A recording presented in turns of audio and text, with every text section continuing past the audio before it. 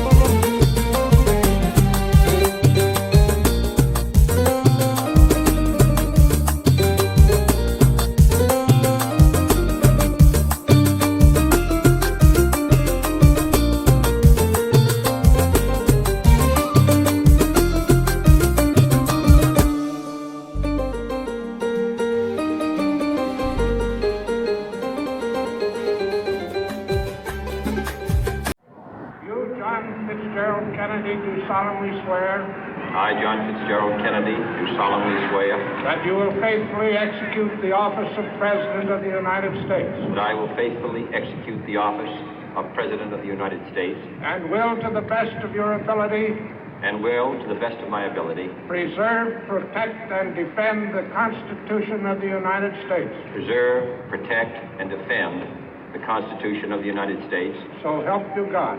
So help me God.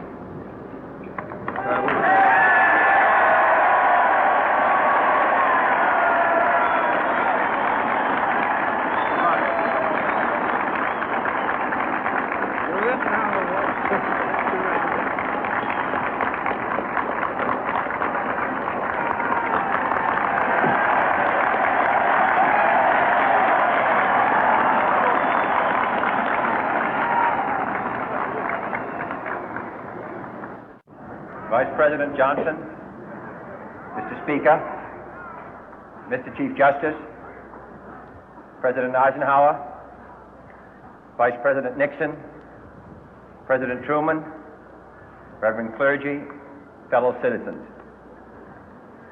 We observe today not a victory of party, but a celebration of freedom, symbolizing an end as well as a beginning, signifying renewal as well as change. For I have sworn before you and Almighty God the same solemn oath our forebears prescribed nearly a century and 3/4 ago.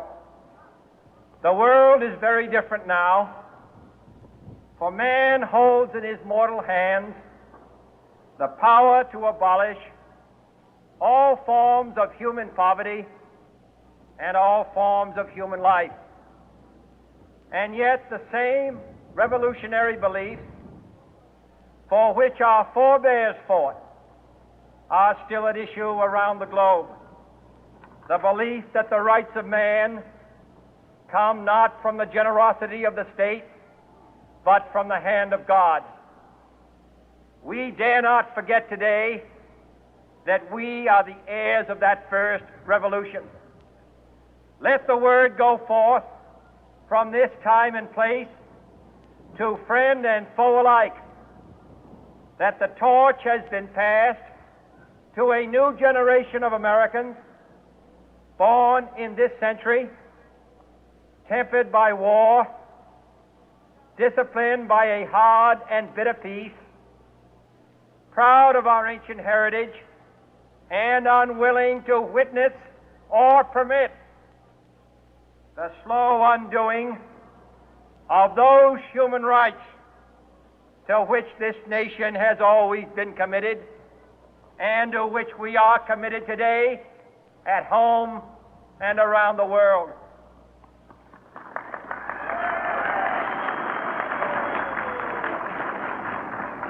Let every nation know, whether it wishes us well or ill, that we shall pay any price, bear any burden, meet any hardship, support any friend, oppose any foe to assure the survival and the success of liberty.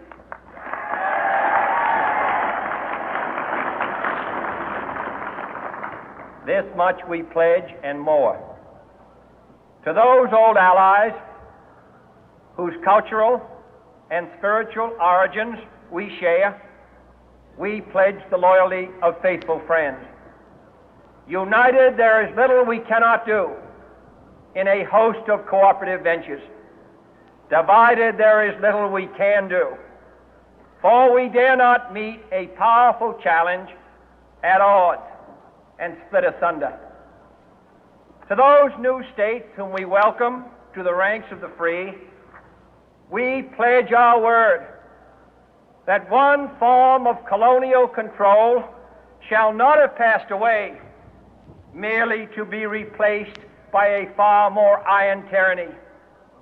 We shall not always expect to find them supporting our view, but we shall always hope to find them strongly supporting their own freedom and to remember that in the past, those who foolishly sought power by riding the back of the tiger ended up inside.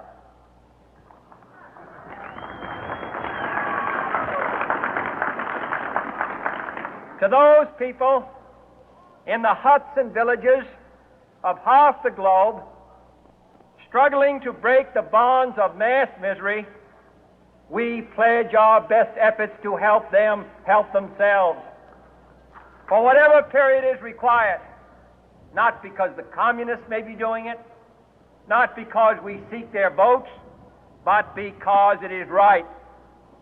If a free society cannot help the many who are poor, it cannot save the few who are rich.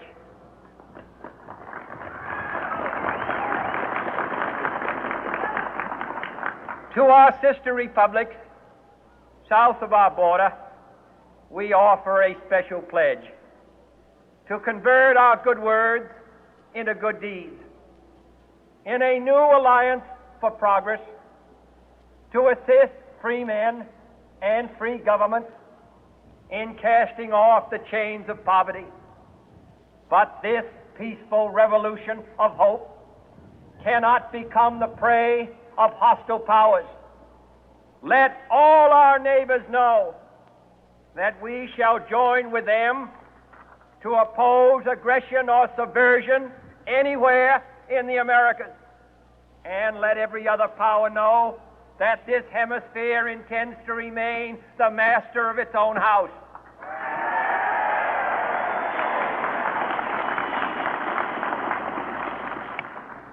To that World Assembly of Sovereign States, the United Nations, our last best hope, in an age where the instruments of war have far outpaced the instruments of peace, we renew our pledge of support to prevent it from becoming merely a forum for invective, to strengthen its shield of the new and the weak, and to enlarge the area in which its writ may run.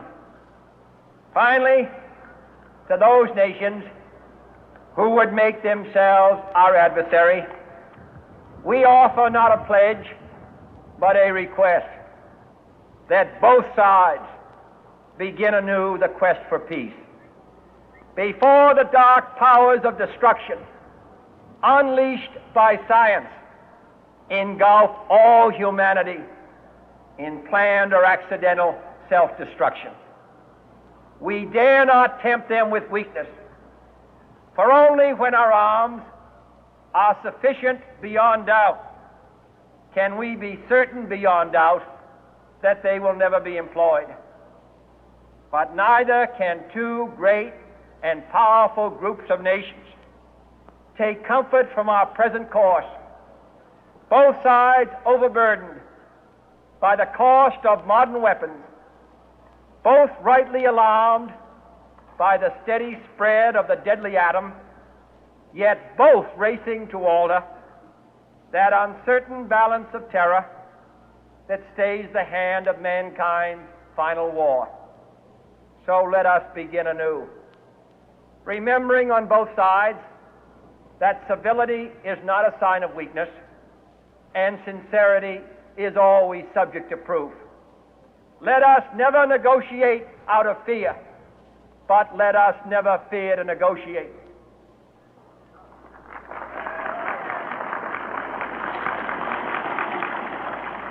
Let both sides explore what problems unite us, instead of belaboring those problems which divide us. Let both sides, for the first time, formulate serious and precise proposals for the inspection and control of arms, and bring the absolute power to destroy other nations under the absolute control of all nations.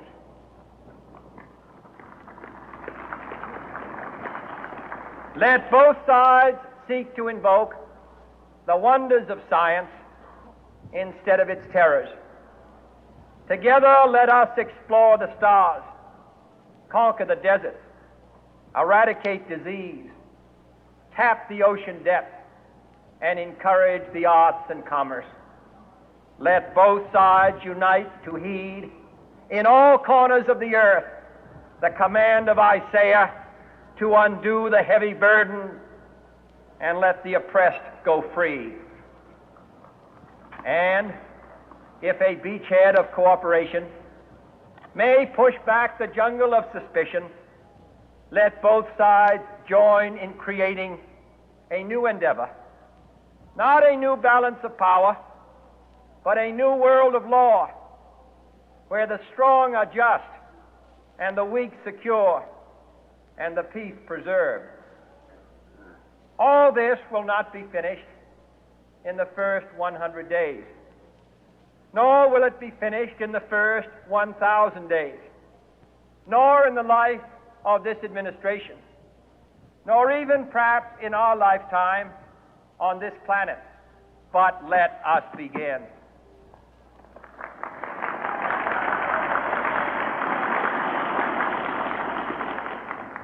In your hands, my fellow citizens, more than mine, will rest the final success or failure of our course.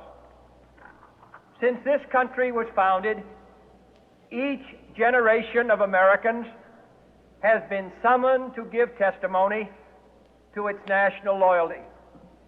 The graves of young Americans who answered the call to service surround the globe. Now the trumpet summons us again, not as a call to bear arms, though arms we need, not as a call to battle, though in battle we are, but a call to bear the burden of a long twilight struggle, year in and year out, rejoicing in hope, patient in tribulation, a struggle against the common enemies of man, tyranny, poverty, disease, and war itself. Can we forge against these enemies a grand and global alliance, north and south, east and west, that can assure a more fruitful life for all mankind? Will you join in that historic effort?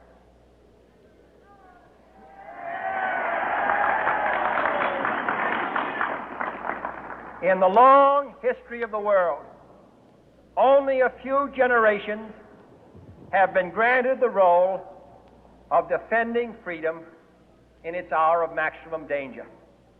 I do not shrink from this responsibility. I welcome it.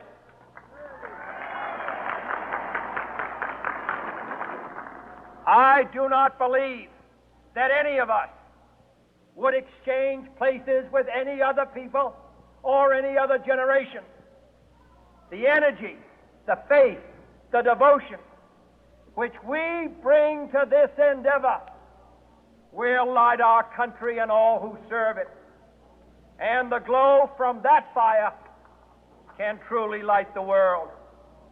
And so, my fellow Americans, ask not what your country can do for you, ask what you can do for your country.